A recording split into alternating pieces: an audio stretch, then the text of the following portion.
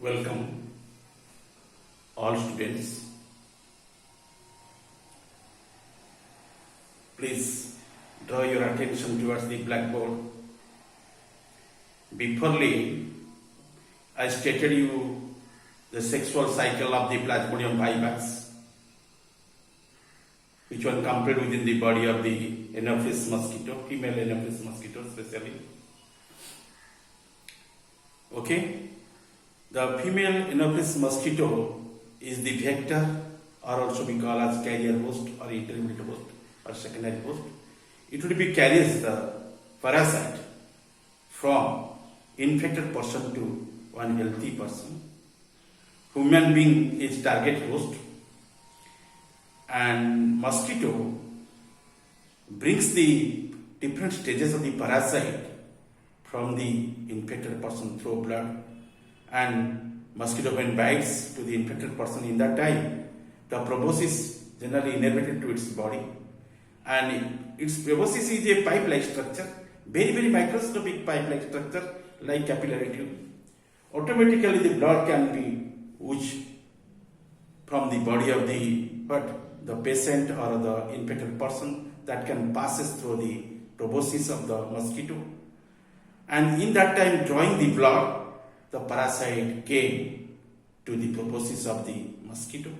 Finally, the different stages of the parasite will be reached at the alimentary canal or gut of this insect,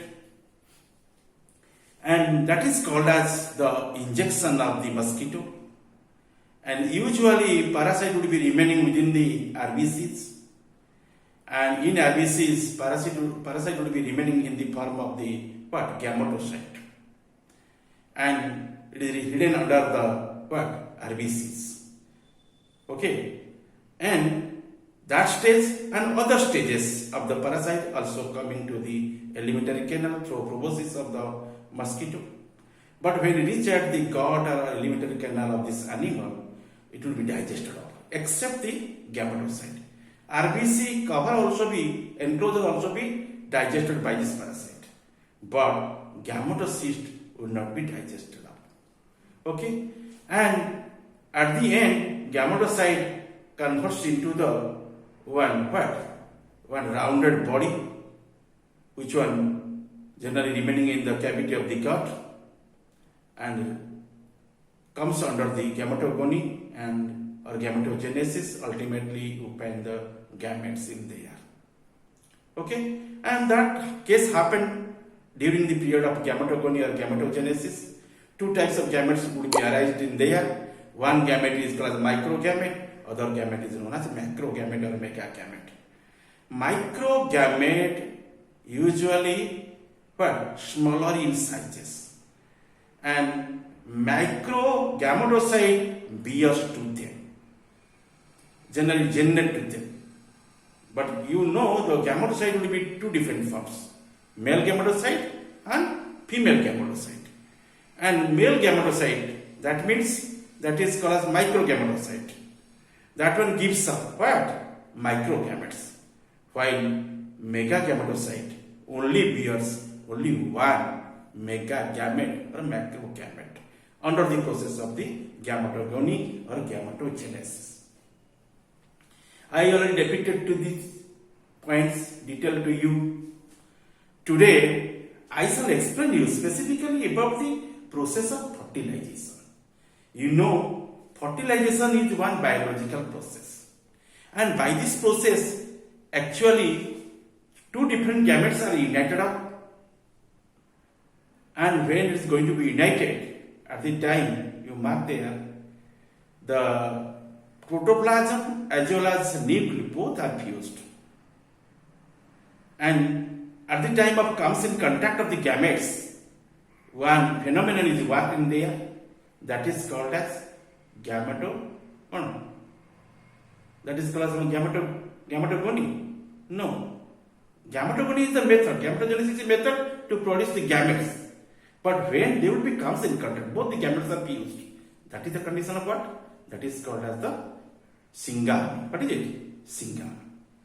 Syngamy generally explained in three forms usually. and one is called as isogamous, another one is called as anisogamous, and third one is called as oogamous. But here you see they are possessing two different gametes. Two different gametes. One is large, other one is small. Both are active. Both are remaining active state. Okay, and they are moving here and there. But mega one is little bit larger in comparison with the microgamete. However, after the completion of the syngamy, then the process of the fertilization will be completed. At the end, you must find the zygote. The zygote yielding process is called as fertilization. And before fertilization, the event is known as syngamy. In case of here, anisogamous. One is large, female one, or the negative one. Another one is small, or you consider male one or positive one. However, when they will be fused, completely fused, their cytoplasm as well as nuclei completely fused and forming one diploid cell, that would be called as zygote, and zygote yielding process would be called as fertilization. Have you find the sexual reproduction? You must get the what? Your fertilization, you must get the zygote. If zygote is there, that means fertilization must be completed in there. Okay? And zygote yielding process usually called as fertilization. What is our topic in here? To explain the fertilization of the sexual cycle. How it is possible?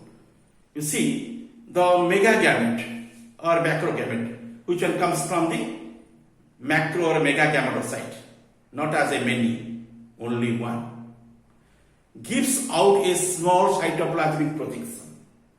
Small cytoplasmic projection. You mark. Suppose it is a gamete, it produces one cytoplasmic projection. And this is the receptive cone. Okay, cone would be developed. The cone of reception. That is otherwise called as fertilization cone. Nucleus of your megagamete comes to lie near the receptive cone. This is the receptive cone. The nucleus generally moves towards it. Okay? For the fusion with the microgamete. Nucleus of your megagamete comes to lie near its receptive cone, and when a lashing of the microgamete comes in contact with the megagamete, the former generally penetrates the latter through the receptive cone, and fertilization with syngamy takes place in there. Syngamy is a part of the fertilization. The complete fusion is called as fertilization and comes in contact with each other. That process is called as syngamy. In syngamy, first cytoplasmic fusion stated, then nuclear fusion will be ended in there. And startingly you find the cytoplasmic fusion, that is called cytogamy. Then it is followed by the fusion of the nuclei, which one is called as your karyogamy. After the completion of the karyogamy, your syngamy process will be over, and that is nothing. And when it is formed the zygote, you can say the phenomenon is known as fertilization. Okay, the fertilization generally takes place in there. A complete fusion of nuclei and cytoplasm of the two gametes occurs, resulting in the formation of zygote, which is a single diploid nucleus, and that one also be called as that one also appeared due to what? Syncarion. When the nuclei are fused, you can say both the karyon, both the nuclei will be united up. So it is called as syncarion, and that is a part of the syngamy, and syngamy is a part of the fertilization. Remember here, but the syngamy is what? In here is called as anisogamous, as the uniting the male and female gametes are dissimilar in sizes. Okay, and this is the total distribution fertilization with nucleus. Then the zygote remains rounded and motionless for some time. but soon it becomes elongated and vermiform and motile. It performs the wriggling or gliding movements and is known as the vermicular or hook-neck states, and that will be described in the coming class. Thank you all.